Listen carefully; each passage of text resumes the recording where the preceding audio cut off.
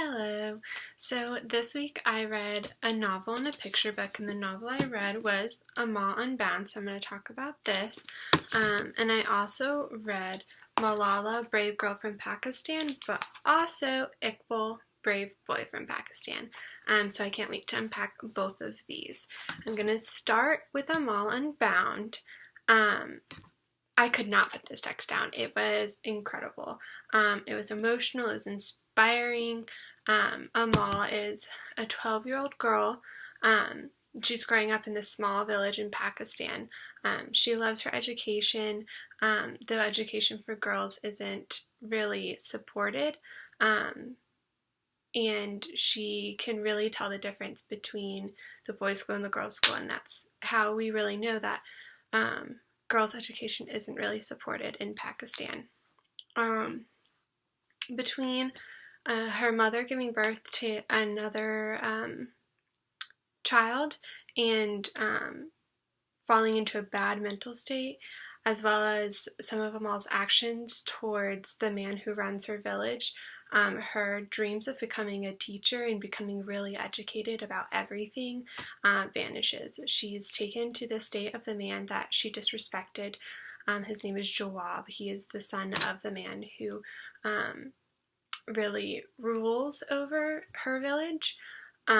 She becomes a personal servant to Jawab's mother.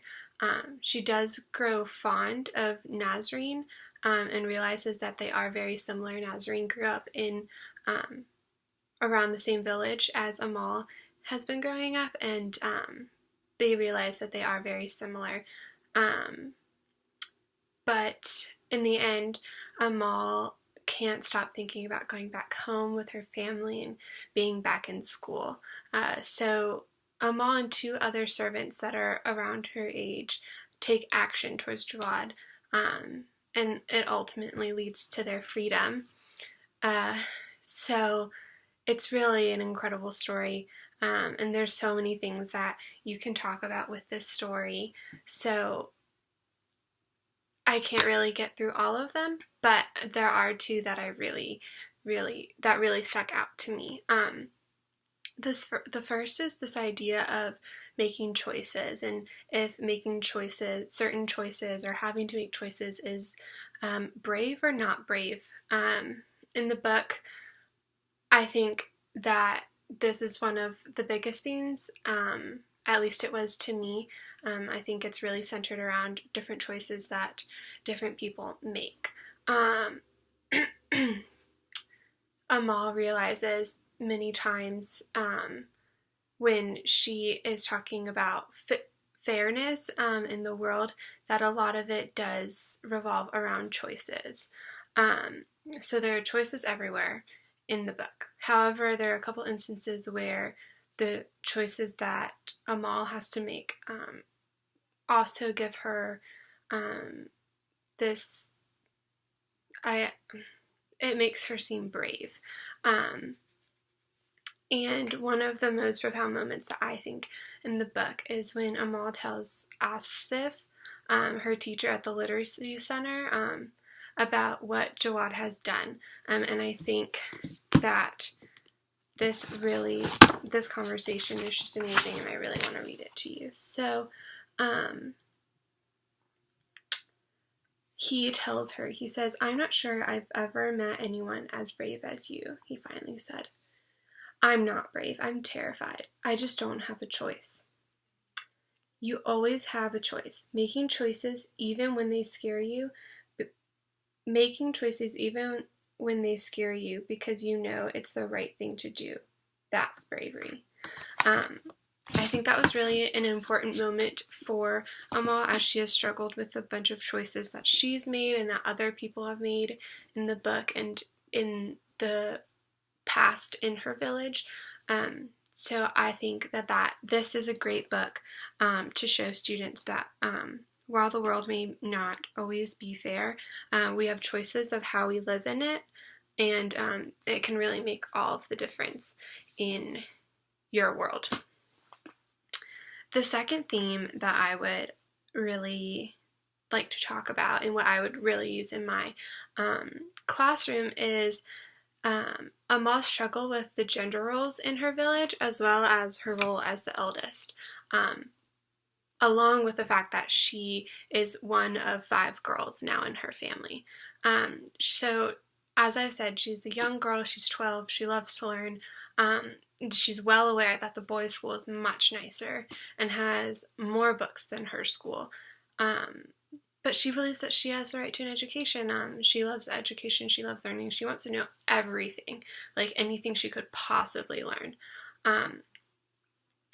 But also in this book, she struggles with the fact that she is the eldest in her family.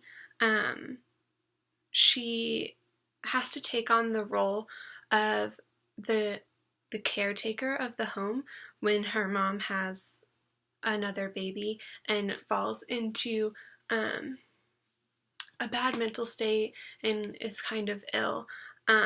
And by Amal taking over the role of the mother of the home, she has to stop going to school. And her father continues to tell her that this is her place now, is in the home, that she knows how to read and she knows how to write, and she should be grateful that she was able to go to school for as long as she could. That many girls don't get that opportunity. But Amal still struggles because she's like, well, yeah, I've gone to school, and I can read and I can write, but I was just about to learn how to write poetry. Now I don't know if I'll ever learn how to write poetry, and there's so many more things that I don't know, and I want to learn them. But her father is very adamant. He's like, well, this is your place now. Your sisters need you. Your mother needs you. You need to do this. And she does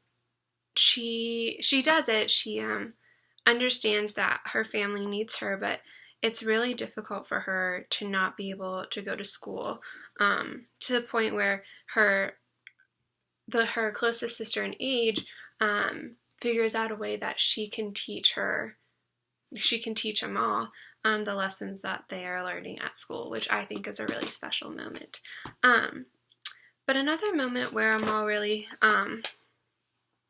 talks about this idea of her gender, the role of her gender, and when she learns a little bit more is when she talks to her mother about it after her mother has finally begun to feel better. And she asks her mom, she says, why is having a boy all anyone can talk about? Who else will care for us in our old age? Who will run the farm and keep your grandfather's dream alive? I could, I told her. Seema, her sister, and I both would. And her mother says, you will get married one day. Then you will belong to a new family. So I think this really captures this idea of what girls are supposed to do in their village. They are supposed to learn how to take care of the household, and maybe they do go to school for a little bit, but their job is to take care of families and take care of homes. And Amal doesn't want to do that. Amal wants to become a teacher, so it's something that really opens her eyes. And at the start of that conversation, when she asks why is having a boy all anybody can think about, that comes from Amal is one of 5 girls in her family, and that is partly why her mom becomes ill, because they were really hoping that the new baby would be a boy. So her mother and her father are kind of disappointed, and everyone who Amal talks to is like, oh, how is your mother? Like, that poor dear, it's such a shame. And Amal is just like, I love being a girl. I don't know why this is such a bad thing. And so that's something else that Amal kind of explores throughout the book. So those are some of my favorite themes of the book. There are many, many more. But I think that this is a great book to use in a classroom, and I would definitely recommend it. The other book that I explored was this picture book about Malala and Iqbal. These are both, they're both children who grew up in Pakistan who need a move towards what they thought was right and towards some type of freedom. And it's a really cool book how it's set up. So Malala is technically the front of the book, and it goes through her story. But then, when her story ends, it's also where Iqbal's story ends. So you read Malala, and you close the book, and you turn it upside down, and we have Iqbal's story. So it's really, really cool. So Malala is a girl who, I would say that Amal is kind of based off of a little bit in the sense of wanting an education. So she fought for girls' rights to an education in Pakistan. She spoke to the press, she blogged, she did interviews. She was not going to let the Taliban scare her, and she continued to go to school alongside many other girls who followed her. It became dangerous for them to go to school, and they stopped wearing uniforms. They just wore regular clothes. They hid their books underneath their clothes so that no one would see them. And the girls rode in a van together. Unfortunately, one day, the van was stopped, and some men came in, and they were asking who Malala was, and they shot her. Fortunately, they were able to get her to the hospital. She was transferred to multiple hospitals, but eventually she was fine, and she continued to speak out for girls' education in Pakistan. When she was 16, she spoke in front of the United Nations, and I think something that she's known for is when she says, "One child, one teacher, one book, one education can change the world." Not one education. One child, one teacher, one book, one pen can change the world. I think that's very powerful for students to read and learn about. She is somebody who was very young when she started to make a difference for herself and for other girls. And I think that's something that children need to see in our classrooms, that they can make a difference if they really love something and believe in something. Iqbal's story is a little bit different.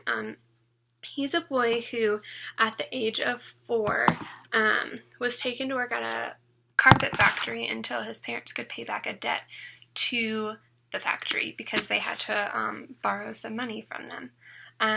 So Iqbal he was sent to the carpet factory, and he was a victim of child labor.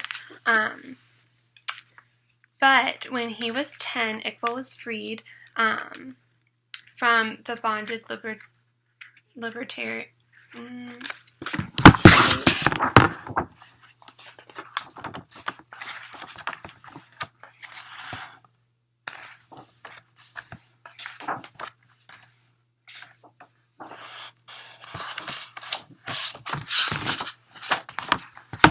He was liberated by the Bonded Liberation Front of Pakistan.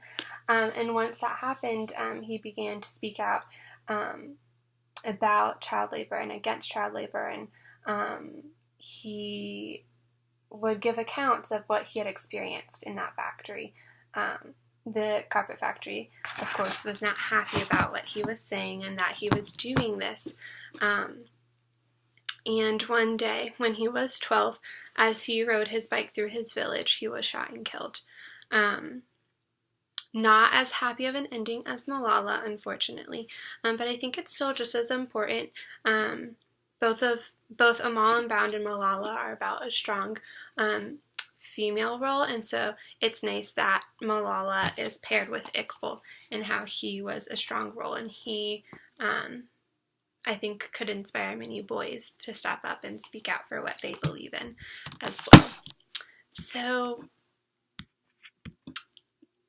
those are the 2 books that I read this week. I think that they are a great pair together as they are related with education as well as Pakistan. But there are so many more deeper meanings and lessons that you can learn from these books, and I look forward to using them in my future classroom.